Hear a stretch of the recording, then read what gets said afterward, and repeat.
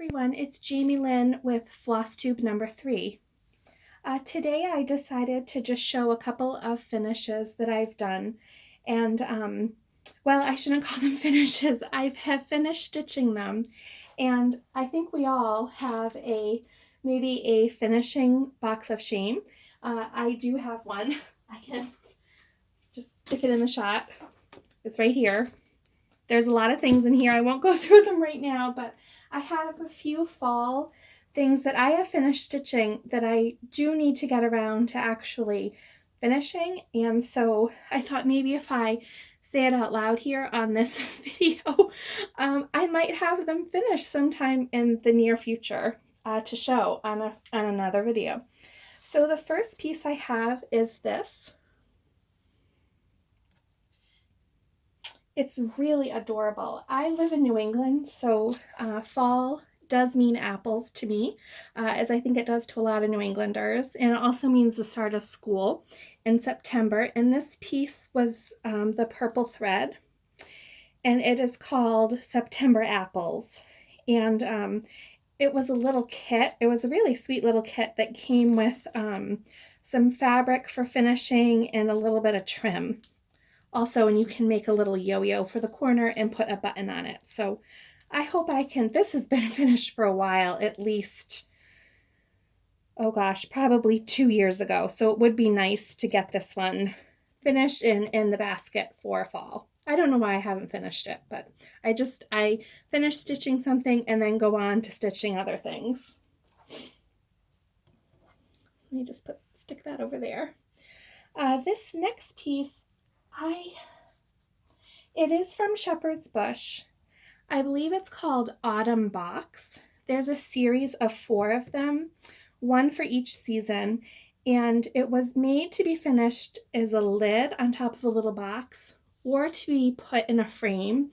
And the frame was quite large, but this little tiny square was kind of peeking out in the middle, and then it had a mat that was hand painted and match the colors for each one in the series. It's really beautiful. And I had seen them finished at a shop when I was at a retreat at Salty Yarns in Maryland, and I just loved them. So I bought all 4. This one is, I'm just realizing now, is not quite finished stitching because it does need a bead, and I'm going to have to poke around and find out where that bead is. But it was really fun to stitch. I love Shepherd's Bush.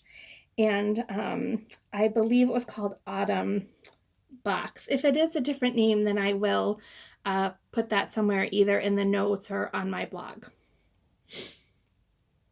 Okay, and then this is another piece by Shepherd's Bush that has some words at the bottom. It was called Fright Night, and this is pretty old. This came as a kit too, where it came with a piece of fabric and all the threads and the beading.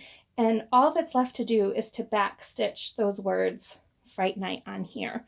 So typically I have a box that I will put seasonal projects in. So I have one that is an autumn box.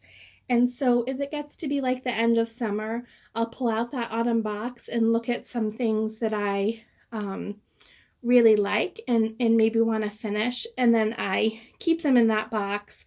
And then I will pull it out when the kind of mood arises as the seasons change, and I will stitch things in that box.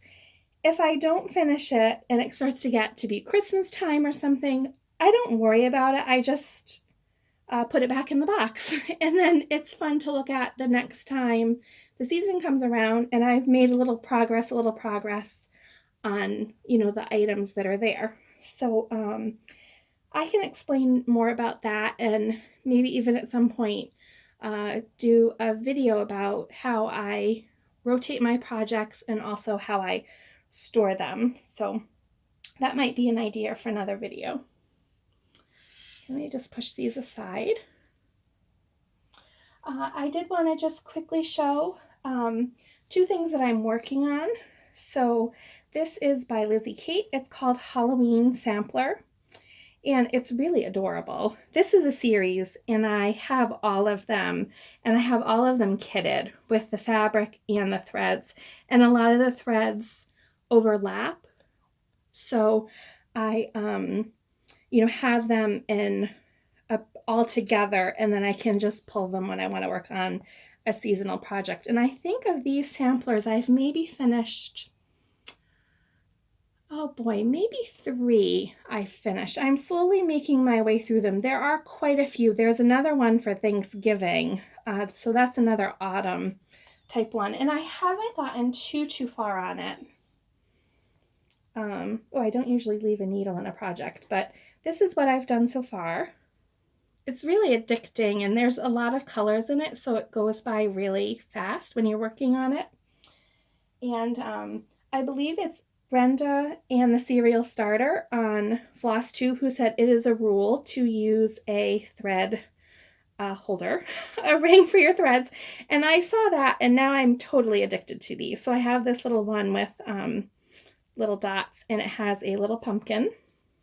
And it came with these thread drops, so the extra threads I just leave on here. But here's all the colors in this Halloween sampler, and it's they're kind of messy, but they're really vibrant, and I love the purples, and I love the variation, and it just really reminds me of Halloween. I'm not a huge Halloween person, but my husband loves Halloween, so I do tend to stitch a fair amount of Halloween things just because he is a huge fan of Halloween. So anyway, so that's one that I've been working on the last few weeks since I pulled out my fall box. And I am also working on the commemorative sampler for the 400th anniversary of the Mayflower. And I did an unboxing of that last week, and I did start it on September 6th, like it was mentioned. I'm just going to fold it up because it's a really big piece of fabric. And I do have it here. I have not done as much as I thought I would have during this week. It's been kind of a busy week in general, so I haven't had a lot of time to stitch on this. But I did get a lot of the border done, and I'm going to make a couple of changes to the design to kind of suit my taste. Nothing big. One thing I did do is on the pattern there's a seagull that's kind of like sticking up past the border, and I don't really care for that. So I just counted how many stitches it was across for the seagull, and I just filled it in with the pattern. So it matched perfectly. It's still 3, stitches, and then a space, and then 3 stitches in the space. So I just added 3 and 3 because I'm not going to stitch that particular seagull, and there's a few other parts of the pattern that are like that, but I'm just going to continue on with a border and omit those little designs. I think it will look okay. It probably would not be noticeable to someone looking at it, but I will point those out when I'm done. So, and I think I will leave you with that because I'm going to get stitching on this right now, so I probably have a few hours that I could do it today on a Sunday. And I wish you very peaceful stitching, and I will see you next time. Take care. Bye-bye.